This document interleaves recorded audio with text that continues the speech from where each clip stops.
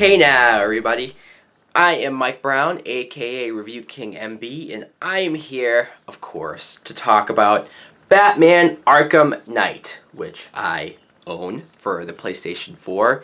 And I've been playing this game like crazy for the last week or so, and I couldn't wait to talk about it, but I also couldn't wait to beat this damn game. There's so much to do, there's so much going on. Before I get into the details, the plot, the story, everything about the gameplay, I have to make a statement saying that this is not only my favorite Batman game of all time, but this very well might be my favorite game of all time. Now, sure, that might not mean a whole lot to dedicated gamers out there because I don't claim to be the biggest gamer in the world, but man, I had a blast playing this game. I love it. Let's talk about the story. What is this game about? Well, we see at the very beginning that the Scarecrow, yes, Jonathan Crane, is back in Gotham, and he's developed this new fear toxin to basically take over Gotham, to turn it into hell. And the public panics, they freak out, they evacuate the whole city. The only people that are left are cops and firefighters who are trying to combat what's going on. There's criminals running wild. Some of Batman's biggest villains are out there on the streets doing their own thing. So obviously, as Batman, you're trying to not only stop the Scarecrow and everybody else, but you're trying to restore order back in Gotham. Now, this game, I don't know where to begin. There's so much to talk about. Alright, let's talk a little bit about the story. I promise I won't give too much away as far as spoilers go. I do plan on doing a spoiler review about this because there are a lot of plot twists and a lot of things that just I have to get my thoughts out. But first and foremost, the Scarecrow being the main villain, I love. I think it's well deserved. Here's a character who I think I made a list recently on my channel for my most underrated Batman villains, and Scarecrow was high on that list, if not number one. I think he's an interesting character. He's fascinating for how he wants to study people and control their fear and stuff. And the fact that they made him front and center, the main villain, because in that part that he played in Arkham Asylum, the first game, it was one of the more memorable parts of that game. Everybody was talking about the Scarecrow stuff. So bringing him back here just made all too much sense. I even love his new look. I love the mask and the look in the first game, but this is very creepy and dark. He's so much more dark than before.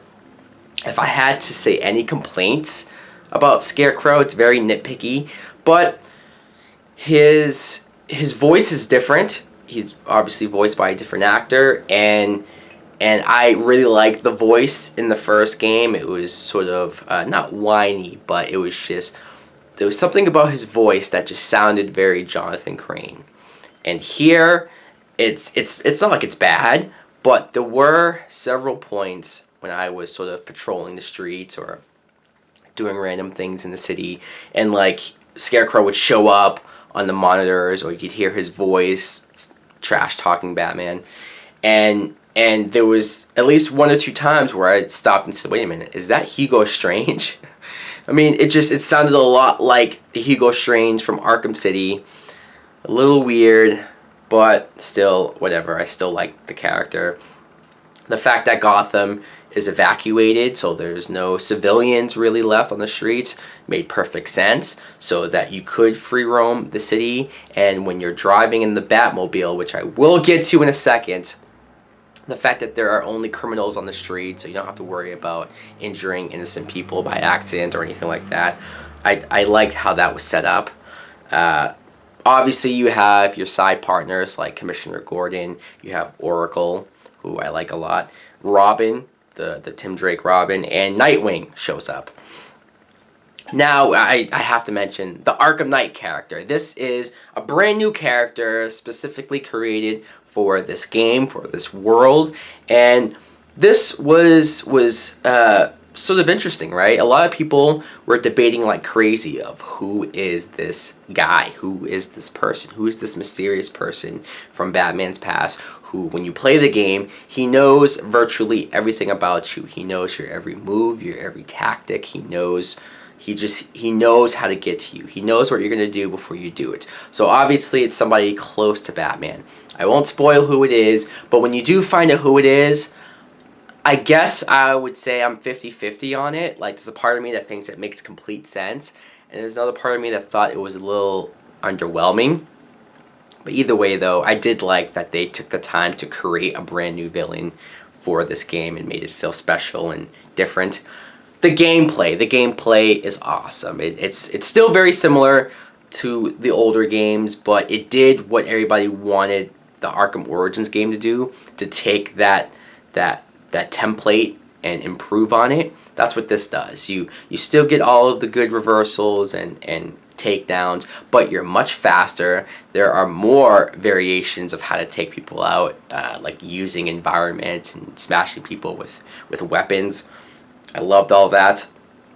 You can do a fear takedown to where you're just, again, it's playing into how fast you are and scaring your enemies.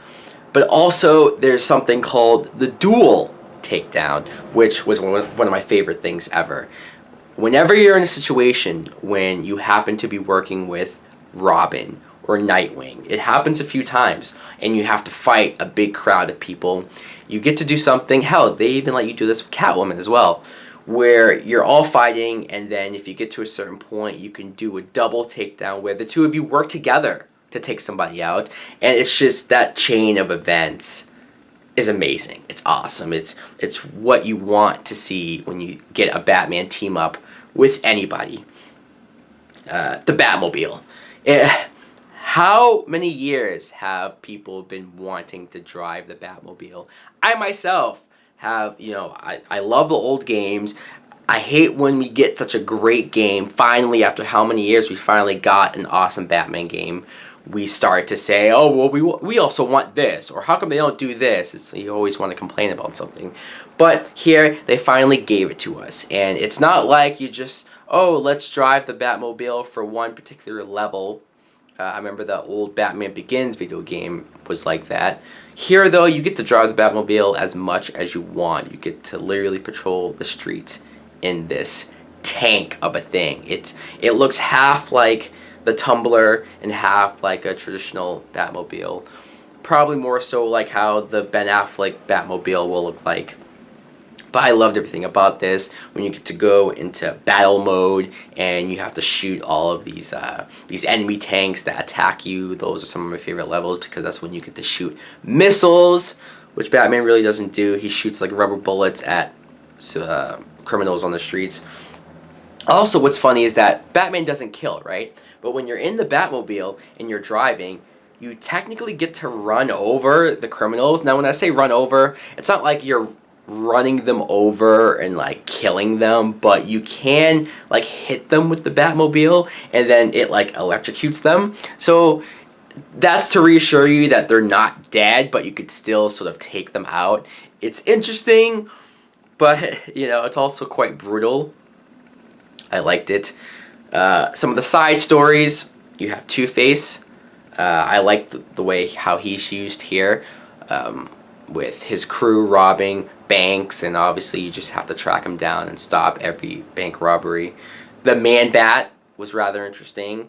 Professor Pig, who is a character that I think I heard of him, but he's rather new. He was created in like 2007, so I had to look him up, and he's one of the most disturbing, crazy, messed up Batman villains, and that's saying a lot. He's one of those villains that when you look at him, you hear the way he talks, how out there he is, and then some of the things that he does to people, how he kills them, how anyone that he does keep alive, he like tortures and mind controls, brainwashes. That's a character that you go, all right, Batman, I know you have your one rule, but kill this guy. You have to. There's nothing good that's going to come out of him being in Arkham.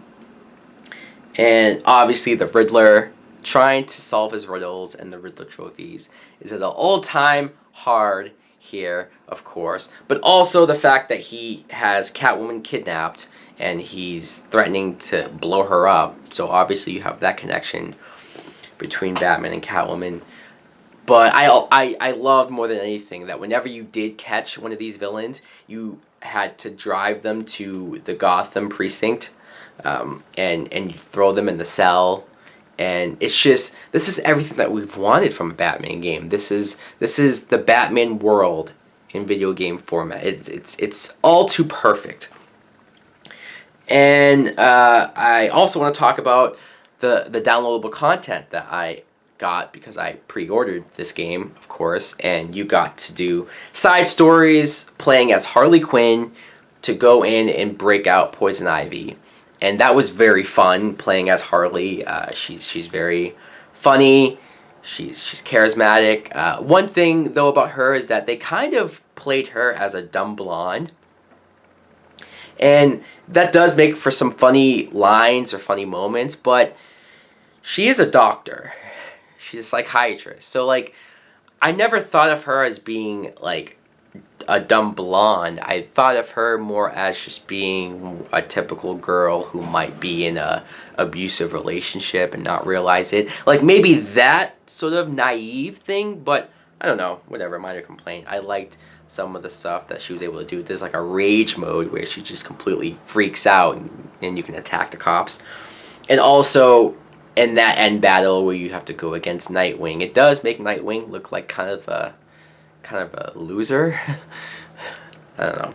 And then there's a Red Hood story where you get to play as the Red Hood and you go after Black Mask, and that's interesting because the Red Hood kills people. He has a gun and he kills his enemies. So playing a character that just flat out kills people, doesn't knock them out, was very different. So I could talk for days about this game. I loved it. I love everything about it.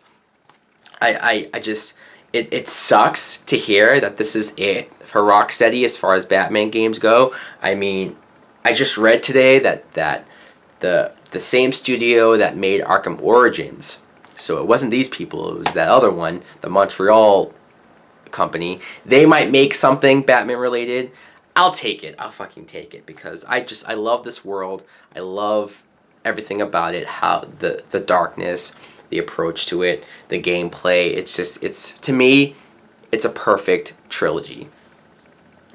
So my rating, because fuck it, I'll do a rating for a video game. Better than sex! Yes! Arkham Knight is better than sex. I loved it. I could continue to play this game over and over again, and I doubt I'll ever get sick of it. Anyways, guys, let me know in the comments below, what did you think of Arkham Knight? Do you love it as much as I do? Stay tuned for my spoiler review for this game coming very soon. Thanks for watching. Like, comment, subscribe. Later.